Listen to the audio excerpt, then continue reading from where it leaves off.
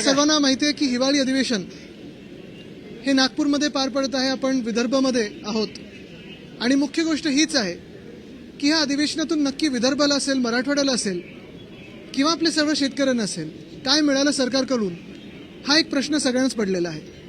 आज सकाळी देखील पक्षप्रमुख उद्धव साहेबांनी हाच प्रश्न विचारला की मुख्यमंत्री सहायता निधीमध्ये 100 कोटीहून अधिक शेतकऱ्यांच्या मदतीसाठी आल्यानंतर देखील फक्त 75,000 रुपये हे वितरित केले गेलेले आहेत असं आरटीआय मधून कळलेलं आहे. आणि ही माहिती ही खरी असते असं आपण पकडून चालत असतो. एकंदर जर पाहिलं तर घोषणांचा पाऊस पडत आहे, होर्डिंग सगळीकडे लागतील, पण खऱ्या अर्थाने जनतेला काय मिळत आहे हा प्रश्न आपल्या सर्वांना पडला असेल तसं आम्हाला देखील पडलेला आहे. काल जो विरोधी पक्षाचा प्रस्ताव होता त्याच्यात आम्ही काही महत्त्वाचे विषय मांडलेत, मुद्दे मांडलेले आहेत आणि काही मागण्याही केलेल्या आहेत. प्रामुख्याने जे मुंबईमध्ये SRA योजना आहे, स्लम रिहॅबिलिटेशन योजना जी आहे, त्याच्यात आम्ही मागणी केलेली आहे की 305 वरनं जवळपास 500 स्क्वेअर फुटापर्यंत ही जी घरं आहेत ती असायला पाहिजेत. तसंच ग्राउंड+1 हे रेग्युलराईज झालं पाहिजे. पगडी असेल, उपकारप्राप्त इमारत असतील किंवा सेस बिल्डिंग ज्याला आपण बोलतो, ह्या सगळ्यांसाठी आम्ही 2-3 गोष्टी आज मागितलेल्या आहेत ज्या तुमच्यासमोर पुन्हा एकदा मांडतो, कारण ह्या गोष्टी महत्त्वाच्या आहेत. जवळपास 14,500 इमारती ह्याच्यात आहेत आणि लाखो मुंबईकर इथे राहतात. पहिली गोष्ट म्हणजे जो कॉम्पिटंट अथॉरिटी, सक्षम प्राधिकरण, हा जो विषय आहे तो विषय तातडीने कोर्टात असेल किंवा इतर मार्गाने असेल ह्या सरकारने सोडवणं गरजेचं आहे, जेणेकरून ज्या ज्या बिल्डिंगना NOC मिळाली आहे पुनर्विकासासाठी आणि आता अडलेल्या आहेत स्थगितीमुळे, तो मार्ग पुन्हा एकदा सुरू होईल, मोकळा होईल. दुसरी म्हणजे गोष्ट ही सगळ्यात महत्त्वाची आहे की जिथे जिथे ह्या इमारती मोडकळीस आल्या नसतील पण तिकडच्या स्थानिक लोकांना, तिकडच्या रहिवाशांना पुनर्विकास पाहिजे, तर कुठेही मोडकळीस आल्याची बाब लक्षात न घेता त्यांनी सरळपणे एक ट्रिगर नेमावा. 1965च्या बिल्डिंग असतील किंवा 1970च्या बिल्डिंग असतील, जे काही, मग तुम्ही 30 वर्ष पकडा, 60 वर्ष पकडा, जे काही तुम्हाला वाटतं, पण बिना मोडकळीस आल्या बिल्डिंगांना देखील आपण सर्वसाधारणपणे त्यांना पुनर्विकासाचा मार्ग मोकळा करून दिला पाहिजे. तिसरी गोष्ट म्हणजे पोलीस हाऊसिंग, हा फार महत्त्वाचा विषय. आज मी ऐकलं की आता मुख्यमंत्र्यांनी समिती गठीत केलेली आहे, पण कुठेही आपण फसलो गेलो नाही पाहिजे, कारण मागच्या सरकारमध्ये देखील अशीच समिती गठीत झाली होती आणि 8 दिवसात निर्णय देतील निवडणुकापूर्वी असं सांगितलं होतं, पण सगळीकडे फसवलं जात आहे. एकंदर पोलीस हाऊसिंग हा इन सर्व्हिस पोलीस आणि रिटायर्ड पोलीस ह्या दोघांसाठी विषय फार महत्त्वाचा आहे आणि त्यांना मुंबईतल्या मुंबईतच घरं आणि ज्या ज्या शहरांमध्ये ते राहत असतील किंवा मागणी असेल अशी घरं त्यांना मिळाली पाहिजेत. बीडीडी चाळींबद्दल विषय तर आम्ही मांडलेलाच आहे, कारण बीडीडी चाळी जिथे आपण पाहतोय लॉटरीमध्ये कोणीतरी ते राजकारण करू पाहत आहे, ते राजकारण तिथे थांबलं पाहिजे. रेंट आहे ते 40,000 पर्यंत झालं पाहिजे.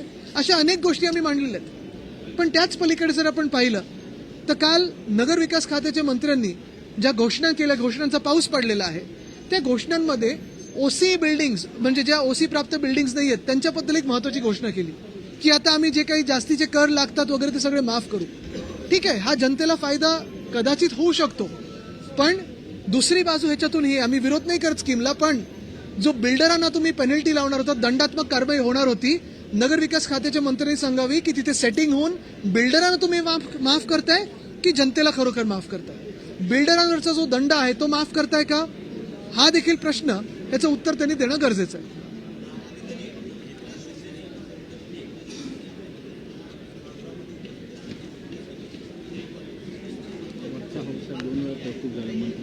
हो,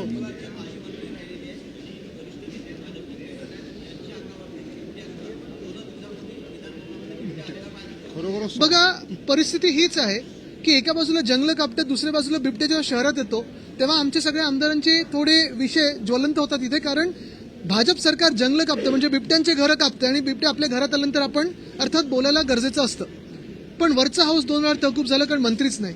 काल पण आम्ही जेव्हा विरोधी पक्षाचा प्रस्ताव मांडत होतो समोर कोणीच नव्हतं.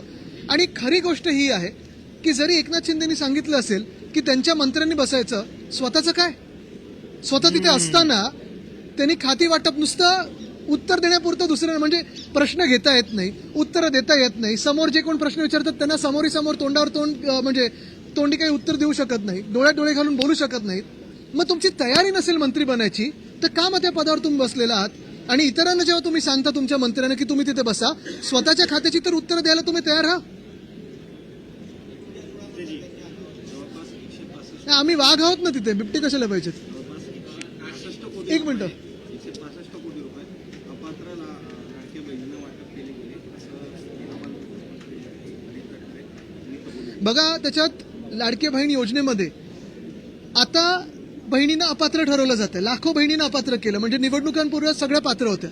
त्याच्यात कितीतरी हजार हे पुरुष पण होते. आणि तिसरी गोष्ट म्हणजे त्या लाडक्या बहिणीवर प्रश्न विचारला तर मुख्यमंत्री थोडे तापतात की याच्यावर बोलू नका. का आम्ही विचारायचं नाही का की 2100 रुपये जे तुम्ही देणार होता ते कधी देणार? हा प्रश्न आहेच.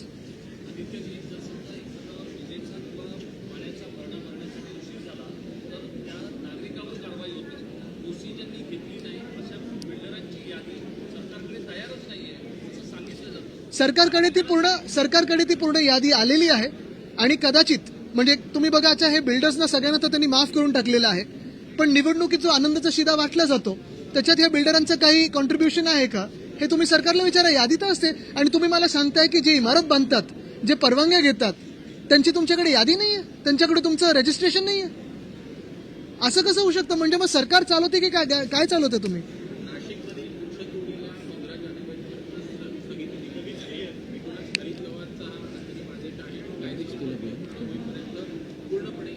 मी मध्यंतरी एक ट्विट केलं होतं.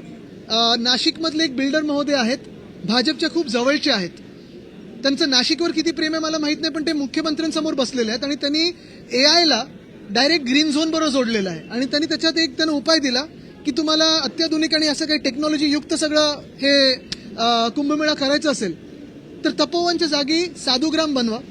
साधुग्रामला ग्रीन झोनमधून रेसिडेन्शियल झोनमध्ये आणा आणि तो टीडीआर तुम्ही बाजूला वापरू शकता. माईसचं टेंडर कोणी काढलं होतं? ह्याच सरकारने काढलं होतं. म्हणजे साधूंच्या नावापोटी किंवा त्यांच्या पडद्याआड तुम्ही तिथे धंदा करू इच्छित आहेत. तुमच्या बिल्डरांना ही जागा द्यायची आहे. हे बिल्डर कोण आहेत आणि त्यांच्या फेसबुकवर अजून तो व्हिडिओ आहे का बघा.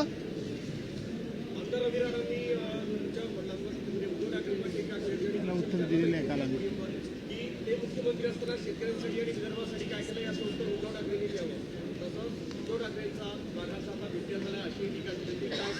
बघा, काही लोकांना आम्ही त्यांच्याकडे लक्ष पण देत नाही आणि किंमत पण देत नाही. तसले ते क्या ठीक है. हाँ, पूछो तो जवाब आएगा. रूपरेखा सांगा किती प्रश्न विचार. ठीक आहे. चलो, थँक्यू.